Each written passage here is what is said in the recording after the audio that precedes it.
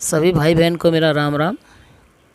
सोमवार व्रत कथा की विधि और कथा दोनों ही सुनाती हूँ आपको आज। सोमवार का व्रत चैत्र, बैसाख, सावन, मिंगसर, कार्तिक मास में आरंभ किया जाता है। साधारणतः श्रावण मास में सोमवार व्रत आरंभ करना चाहिए। व्रत रखने वाले स्त्री पुरुष को चाहिए कि सोमवार को प्रातःकाल नित्य क्रिया निवृत्त होकर ये मंत्र बोले, मम क्षेम स्थैर्य विजया आरोग्य ऐश्वर्य वृद्ध्यर्थे सोम व्रत करिष्ये से संकल्प करके विधिपूर्वक शिव जी का पूजन करें। ओम नमो 10 भुजाय त्रिनेत्राय पंचवंदनाय शूलिने श्वेत वृषभारूढ़ाय सर्वाभरण भूषिताय उमा देहार्थ स्थाय नमस्ते सर्वभूतये से ध्यान करके अथवा नमः शिवाय से शिव जी का ओम नमः शिवाय से उमा पार्वती जी का षोडशोपचार करें। इसी मंत्रों का शक्ति अनुसार जप और हवन करें। सोमवार के व्रत को 16 सोमवार तक करें, फिर उद्यापन करें। इस व्रत के प्रभाव से सभी प्रकार के सुखों की प्राप्ति होती है। सोमवार का व्रत साधारणतः या दिन में तीसरे पहर तक होता है। व्रत में फलाहार या पारायण का कोई खास नियम नहीं है, किंतु यह आवश्यक है कि केवल एक ही समय भोजन करना चाहिए। सोमवार के व्रत में भगवान शंकर तथा पार्वती का पूजन करना चाहिए। सोमवार के व्रत 3 प्रकार के हैं, साधारण, प्रति सोमवार और सौम्य प्रदोष व्रत, और तीसरा है 16 सोमवार। पूजन विधि तीनों की एक ही जैसी है। शिव पूजन के पश्चात कथा सुननी चाहिए। सोमवार, प्रदोष व्रत तथा 16 सोमवार तीनों की कथाएं अलग अलग हैं, जो आगे मैं आपको सुनाती हूँ। अभी मैं आपको सोमवार व्रत कथा सुनाती हूँ। एक साहूकार था, उसके घर में धन की कमी नहीं थी, फिर भी वह बहुत दुखी था क्योंकि उसके कोई पुत्र नहीं था। वह चिंता में दिन रात दुखी रहता था। पुत्र की कामना के लिए प्रत्येक सोमवार शिवजी का व्रत और पूजन किया करता था तथा सायंकाल मंदिर जाकर शिवजी के सामने दीपक जलाया करता था। उसके इस भक्ति भाव को देखकर एक समय माता पार्वती जी ने शिवजी से कहा, महाराज, यह साहूकार आपका अनन्य भक्त है, सदैव आपका व्रत और पूजन बड़ी श्रद्धा से करता है, आपको इसकी मनोकामना पूर्ण करनी चाहिए। शिवजी ने कहा, हे पार्वती, यह संसार कर्म क्षेत्र है।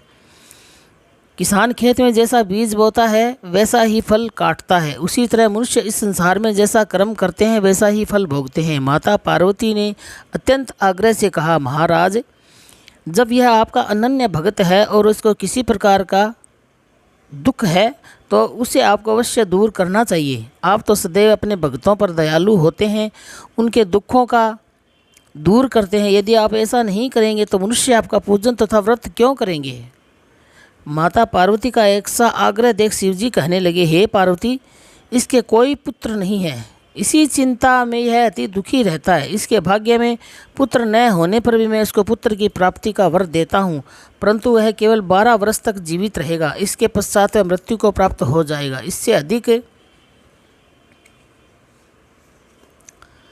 मैं इसके लिए कुछ नहीं कर सकता। माता पार्वती और भगवान शिव का वार्तालाप साहूकार सुन रहा था। इससे उसको न तो प्रसन्नता हुई और न ही दुख हुआ। यह पूर्व की तरह शिवजी का व्रत और पूजन करता रहा। कुछ समय पश्चात साहूकार की स्त्री गर्भवती हुई। 10वें महीने उसके गर्भ से अति सुंदर पुत्र उत्पन्न हुआ। साहूकार के घर में बहुत खुशियाँ मनाई गई, परंतु साहूकार यह जानता था कि उसकी केवल 12 वर्ष की आयु है, इसलिए उसने अधिक प्रसन्नता प्रकट नहीं की और न ही किसी को यह भेद ही बताया। जब वह बालक 11 वर्ष का हो गया तो बालक की माता ने उसके पिता से उसका विवाह करने के लिए कहा। साहूकार ने कहा, अभी इसका विवाह नहीं करूंगा, मैं अपने पुत्र को काशी पढ़ने के लिए भेजूंगा। साहूकार ने बालक के मामा को बुलाकर उसको बहुत सा धन देकर कहा, तुम इस बालक को काशी में पढ़ने के लिए ले जाओ। रास्ते में जिस स्थान पर भी जाओ वहाँ यज्ञ करते, ब्राह्मणों को भोजन कराते, दक्षिणा देते हुए जाना। दोनों मामा भांजे यज्ञ करते हुए ब्राह्मणों को भोजन कराते तथा दक्षिणा देते काशी जी की ओर चल पड़े। रास्ते में एक नगर पड़ा। उस नगर के राजा की कन्या का विवाह था, परंतु राजकुमार विवाह कराने के लिए आया था वह एक आंख से काना था। उसके पिता राजा को इस बात की बड़ी चिंता थी, कहीं राजकुमार को देख राजकुमारी तथा उसके माता पिता विवाह में किसी प्रकार की अड़चन पैदा न कर दे। जब उसके सेठ के अति सुंदर इस लड़के को देखा तो मन में विचार किया कि क्यों न द्वारचार के समय इसी लड़के के वर की सारी रस्में पूरी की जाए। ऐसा मन में विचार कर राजकुमार के पिता ने उस साहूकार के लड़के और उसके मामा से बात की। वे राजी हो गए। फिर उस साहूकार के लड़के को वर के कपड़े पहनाकर तथा घोड़ी पर बैठाकर कन्या के द्वार पर ले गए। कार्य प्रसन्नता से पूर्ण हो गया। राजकुमार के पिता ने सोचा कि यदि विवाह कार्य इसी लड़के से करा लिया जाए तो क्या बुराई है। ऐसा विचार करके लड़के और उसके मामा से कहा, यदि आप फेरों और कन्यादान के काम को भी करा दे तो आपकी बड़ी कृपा होगी। मैं इसके बदले आपको बहुत धन दूंगा। दोनों ने इसे भी सहर्ष स्वीकार कर लिया। विवाह कार्य बहुत अच्छी तरह से संपन्न हो गया। सेठ का पुत्र जब जाने लगा तो उसने राजकुमारी की चूनड़ी के पल्ले पर लिख दिया कि तेरा विवाह मेरे साथ हुआ है, परंतु जिस राजकुमार के साथ तुमको भेजेंगे वह एक आंख से काना है। मैं काशी जी पढ़ने जा रहा हूँ। सेठ के लड़के के जाने के पश्चात राजकुमारी ने जब अपनी चूनड़ी पर ऐसा लिखा हुआ पाया तो उसने काणे राजकुमार के साथ जाने से इनकार कर दिया। उसने अपने माता पिता को सारी बात बता दी। कहा कि यह मेरा पति नहीं है, मेरा विवाह इसके साथ नहीं हुआ। जिस वर्ग के साथ मेरा विवाह हुआ है वह तो काशी पढ़ने गया है। राजकुमारी के माता पिता ने अपनी कन्या को विदा नहीं किया और बारात वापस चली गई। उधर सेठ का लड़का और उसका मामा काशी पहुंच गए। वहां जाकर उन्होंने यज्ञ करना, लड़के ने पढ़ना शुरू कर दिया। जिस दिन लड़के की आयु 12 साल की हो गई उस दिन मामा ने यज्ञ रचा रखा था। लड़के ने अपने मामा से कहा, मामा जी आज मेरी तबीयत कुछ ठीक नहीं है। मामा ने कहा, अंदर जाकर सो जाओ। लड़का अंदर चला गया और जाकर सो गया। थोड़ी देर में उसके प्राण निकल गए। जब उसके मामा ने आकर देखा कि उसका भांजा तो मृत पड़ा है तो उसको बड़ा दुख हुआ। उसने सोचा अगर मैं अभी रोना पीटना मचा दूंगा तो यज्ञ का कार्य अधूरा रह जाएगा। अतः उसने जल्दी से यज्ञ का कार्य समाप्त करवाकर ब्राह्मणों के जाने के बाद रोना पीटना शुरू कर दिया। संयोगवश उसी समय शिव पार्वती जी उधर से जा रहे थे। जब उन्होंने ज़ोर ज़ोर से रोने की आवाज़ सुनी तो पार्वती जी कहने लगी, हे महाराज, कोई दुखिया रो रहा है, इसके कष्ट को दूर कीजिए।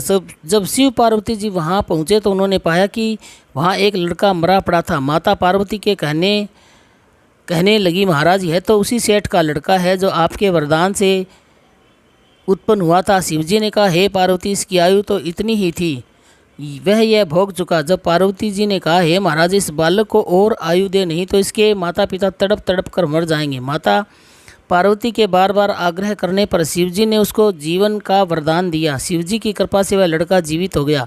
इसके बाद शिवजी और पार्वती जी कैलाश पर्वत को चले गए।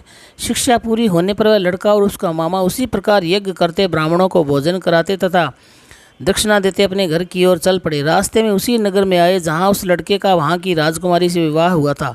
वहाँ आकर उन्होंने यज्ञ आरंभ कर दिया। उस लड़के के ससुर वहाँ के राजा ने उसको पहचान लिया और महल में ले जाकर उसकी बहुत आवभगत की। बहुत से दास दासियां सहित आदर पूर्वक अपनी राजकुमारी और जमाई को विदा किया। जब वे अपने नगर के निकट आए तो मामा ने कहा, मैं पहले घर जाकर तुम्हारे माता पिता को खबर कर आता हूँ। जब उस लड़के के मामा घर पहुँचा तो उसने देखा कि लड़के के माता पिता घर की छत पर बैठे हैं। उन्होंने यह प्रण कर रखा था कि यदि हमारा पुत्र सकुशल लौट आया तो हम राजी खुशी नीचे आ जाएंगे, नहीं तो छत से कूद कर अपने प्राण दे देंगे। उस लड़के के मामा ने जब यह समाचार देखा दिया कि आपका पुत्र आ गया है तब उनको विश्वास नहीं आया। उसके मामा ने शपथपूर्वक कहा कि आपका पुत्र अपनी पत्नी तथा बहुत सारा धन साथ लेकर आया है। तो सेठ प्रसन्नता से भर उठा। सेठ सेठानी आनंदपूर्वक नीचे आए। बाहर आकर उन्होंने अपने पुत्र तथा अपनी पत्नी की उसकी पत्नी का भरपूर स्वागत किया। सभी प्रसन्नतापूर्वक एक साथ रहने लगे। जो कोई सोमवार के व्रत को धारण करता है अथवा इस कथा को पढ़ता या सुनता है उसके सब दुख दूर होकर उसकी समस्त मनोकामनाएं पूर्ण होती है तथा इस लोक में नाना प्रकार के सुख भोग कर अंत में सदा शिव के लोक को प्राप्त होता है। इति श्री सोमवार व्रत कथा। अब मैं आपको सौम्य प्रदोष व्रत कथा सुनाती हूँ।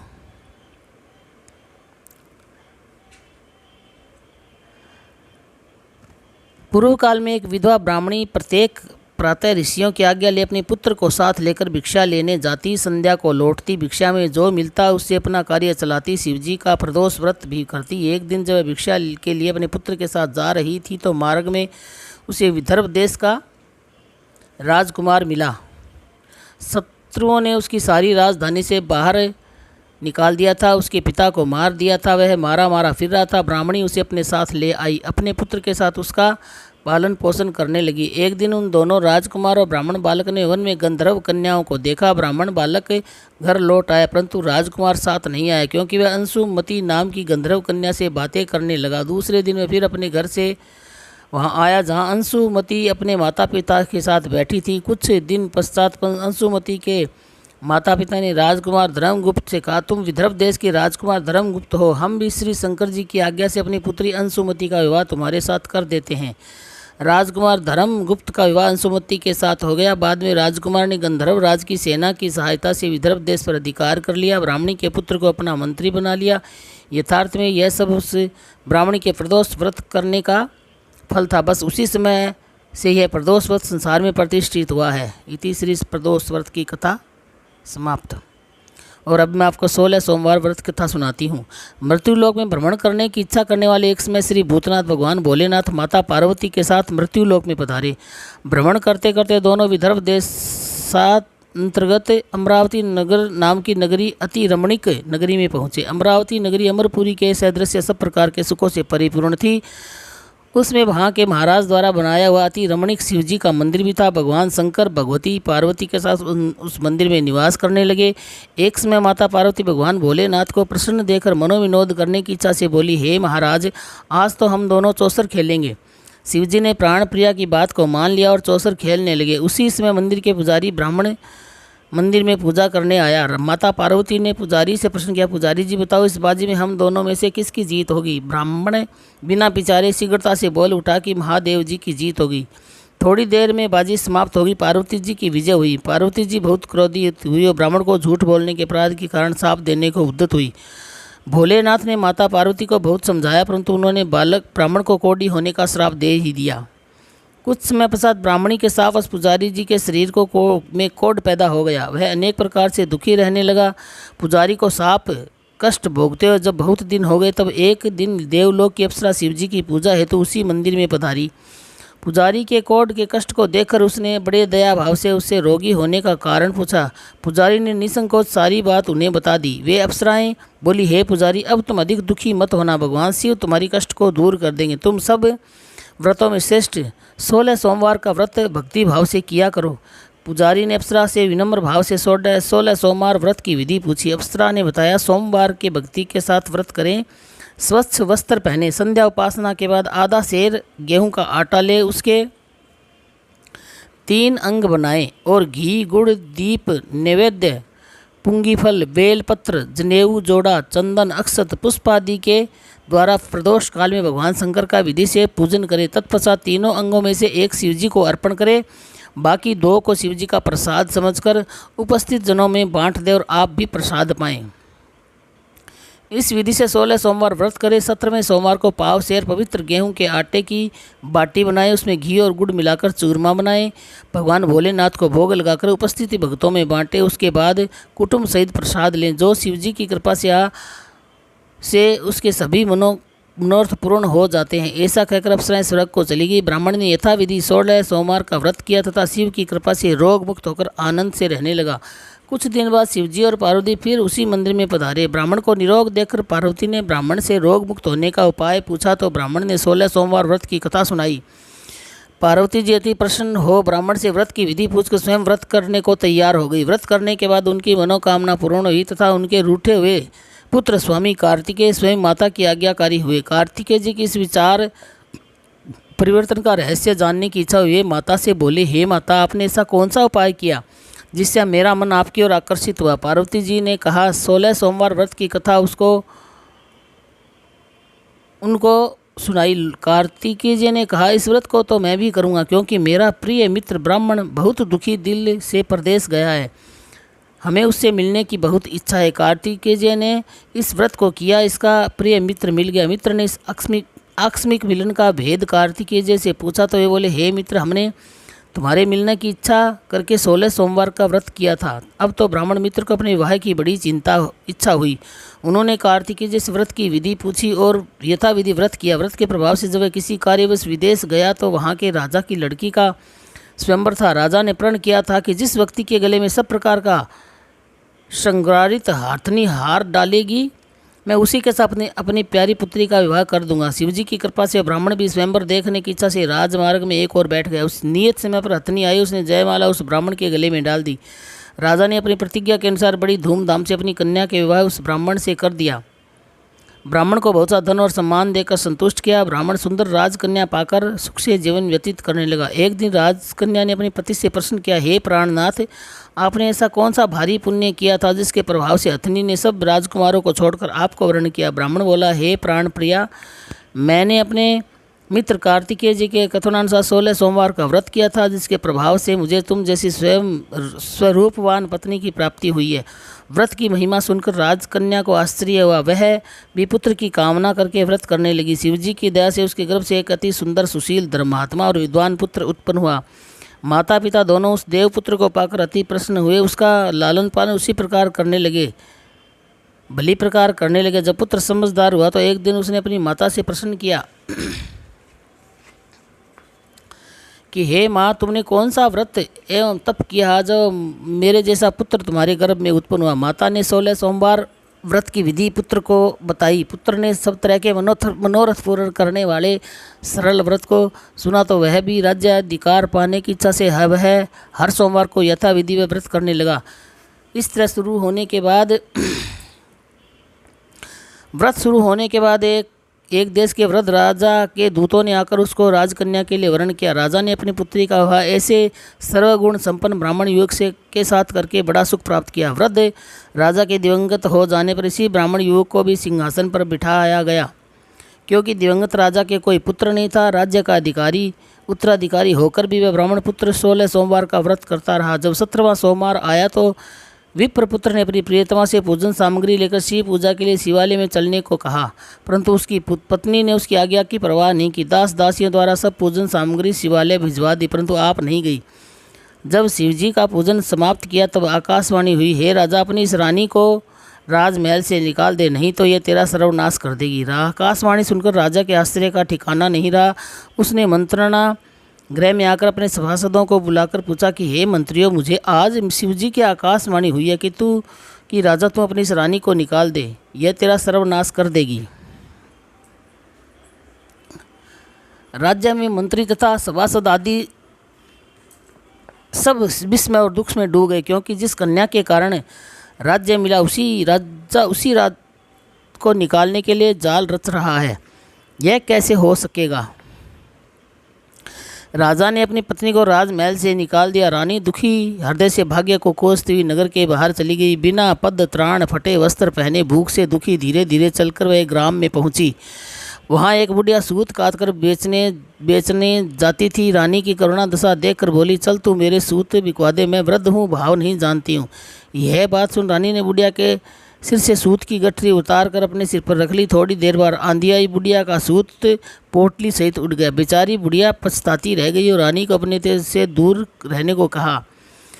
इसके बाद रानी एक तेली के घर गई। शिवजी के प्रकोप के कारण तेली के साथ मटके उसी क्षण चटक गए। तेली ने भी रानी को अपने घर से निकाल दिया। अंतत दुख पाती हुई रानी एक नदी के तट पर गई तो नदी का समस्त जल सूख गया। तत्पश्चात रानी एक वन में गई। वहां जाकर सरोवर में सीढ़ी से उतरकर पानी पीने गई। उसके हाथ का स्पर्श होते सरोवर का नील कमल के समान जल असंख्य कीड़ामय होकर गंदा हो गया। रानी ने भाग्य पर दोषारोपण करते हुए इस जल को पीकर पेड़ की शीतल छाया में विश्राम करना चाहा, परंतु रानी जिस पेड़ के नीचे जाती उस पेड़ के पत्ते तत्काल गिर जाते। वन सरोवर जल की ऐसी दशा देखकर गौ चराते ग्वालों ने अपने गुसाई जी से उस जंगल में स्थित जो मंदिर में पुजारी थे यह बात बतलाई। उस गुसाई जी के आदेशानुसार ग्वाले रानी को पकड़कर गुसाई जी के पास ले गए। रानी का मुख और शरीर शोभा देखकर गुसाई जी जान गए अवश्य ही कोई विधि की गति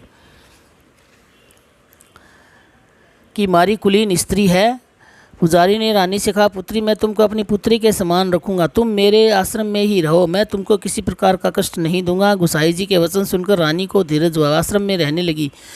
रानी जो भोजन बनाती उसमें कीड़े पड़ जाते, जल भरकर लाती उसमें कीड़े पड़ जाते। रानी यह दशा देखकर गुसाई जी बहुत दुखी हुए। रानी से बोले, हे बेटी, तुम्हारे ऊपर कौन से देवता का कोप है जिससे तुम्हारी ऐसी दशा है। पुजारी की बात सुनकर रानी ने शिवजी की महाराज के पूजन का बहिष्कार करने की बात बतलाई तो पुजारी जी शिवजी महाराज की अनेक प्रकार की स्तुति करते रानी से बोले, पुत्री तुम सब मनोरथ पूर्ण करने वाले 16 सोमवार का व्रत करो, उसके प्रभाव से अपने कुष्ठों से मुक्ति पास होगी। गुसाई जी की बात सुनकर रानी ने 16 सोमवार व्रत किया। 17वें सोमवार में को विधि विधान सहित पूजन किया। उस पूजन के प्रभाव से राजा के हृदय विचार उत्पन्न हुआ कि रानी को गए बहुत समय व्यतीत हो गया, न जाने कहाँ कहाँ भटकती होगी, उसे ढूंढना चाहिए। यह सोचकर रानी को तलाश करने के लिए राजा ने चारों दिशाओं में दूत भेजे। वे दूत रानी को ढूंढते पुजारी के आश्रम पर पहुँचे। वहाँ रानी ने पुजारी ने रानी को अपने साथ ले जाने का आग्रह करने लगे, परंतु पुजारी ने मना कर दिया। दूत चुपचाप लौट आए। महाराज को रानी का पता बतलाया। रानी का पता राजा स्वयं पुजारी के आश्रम में गए। पुजारी जी से प्रार्थना कर ले, महाराजा जो देवी आपके आश्रम में रहते हुए मेरी पत्नी है, वो शिवजी के कोप से मैंने इसको त्याग दिया था। अब इस पर शिवजी का प्रकोप शांत हो गया, इसलिए मैं इन्हें लेने आया हूँ। आप इनको मेरे साथ जाने की आज्ञा दीजिए। गुसाई जी ने राजा के वचन को सत्य समझकर रानी को राजा के साथ जाने की आज्ञा दे दी। गुसाई जी की आज्ञा पाकर रानी प्रसन्न होकर राजा के साथ नगर में आई।